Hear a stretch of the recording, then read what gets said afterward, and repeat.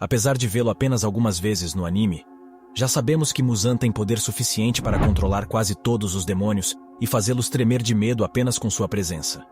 E isso é apenas a ponta do iceberg de quem ele é e do que ele pode fazer.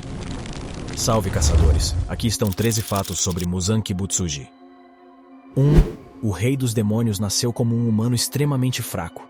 Seu coração parou várias vezes no ventre de sua mãe e ele foi declarado morto logo após o nascimento. Mas, quando estava prestes a ser cremado, ele voltou à vida e chorou pela primeira vez. Apesar de ter sobrevivido, não se esperava que vivesse por muito tempo. No entanto, um médico lhe deu um remédio experimental. Inicialmente, parecia que não havia funcionado, o que enfureceu Muzan e o levou a matar o médico. Mas logo em seguida, ele começou a notar os efeitos do remédio. Ele não era mais um humano fraco, mas adquiriu uma insaciável vontade de consumir carne humana, e não conseguia andar mais sob a luz do sol. Isso me lembra um pouco de Rui, que também nasceu fraco, e teve que lidar com isso durante sua infância, até se tornar um demônio. A história de Gyutaro também não é muito diferente. Ele sofreu nos primeiros anos devido à doença de sua mãe e às repercussões sobre seus pais. Seria isso apenas uma coincidência? 2. Você sabia que Muzan pode absorver o corpo de qualquer pessoa que o toque? Ao fazer isso, ele pode absorver suas memórias, e até mesmo as habilidades dos demônios. 3. Nunca vimos Muzan hesitar em matar alguém ao longo da obra, mas tem alguém que ele se arrepende de ter matado. O seu médico.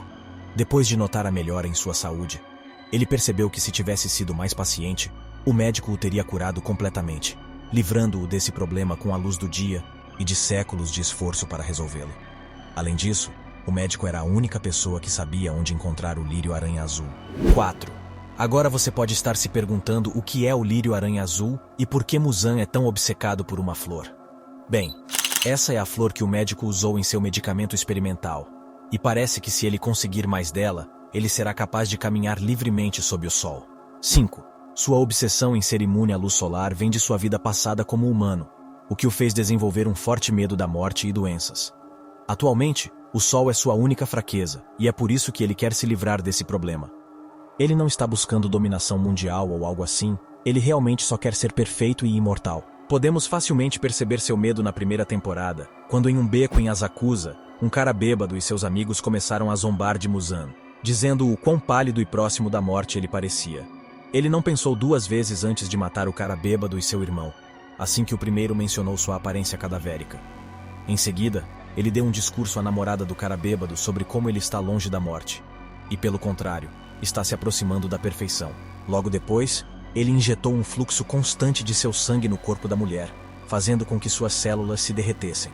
Então sim, dá para perceber que ele fica um pouco incomodado com a ideia de doença e morte. 6. Muzan é o único verdadeiramente capaz de transformar um humano em um demônio, e a razão pela qual ele os transforma está realmente ligada à sua vontade de superar o sol. Tudo começou como um tiro no escuro para criar, por acaso, um demônio imune à luz solar, que ele pudesse devorar e obter essa habilidade, tornando-se verdadeiramente imortal e basicamente invencível. Após muitos anos sem sucesso, Muzan criou os 12 Kizuki, um grupo que reuniu os demônios mais fortes, seguindo apenas a ele. Ele deu a esses 12 demônios duas missões principais: encontrar o lírio-aranha azul e destruir os caçadores de demônios. Mas já se passaram alguns séculos, e eles ainda não conseguiram cumprir nenhuma dessas missões. Por enquanto, eles também atuam como seus servos leais, fazendo tudo o que ele pede, como caçar um garoto de 15 anos com brincos Hanafuda. 7.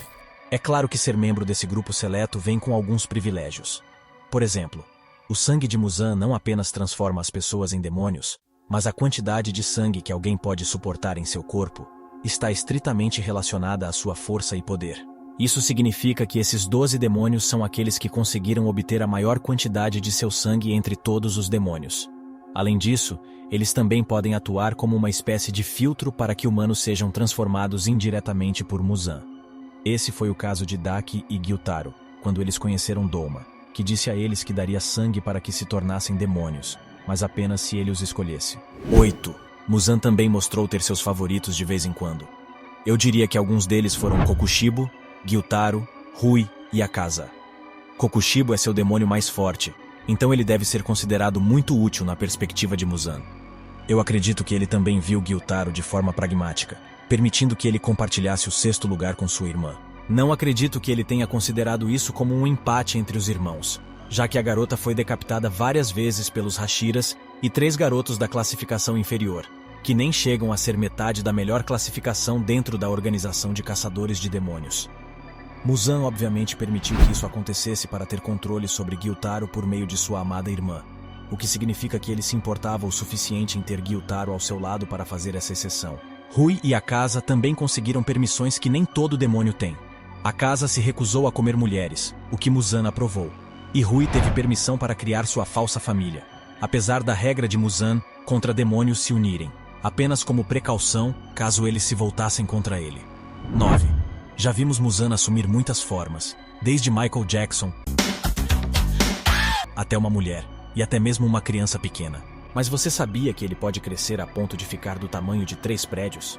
Você eventualmente saberá por que ou quando ele faz isso, é só esperar. 10.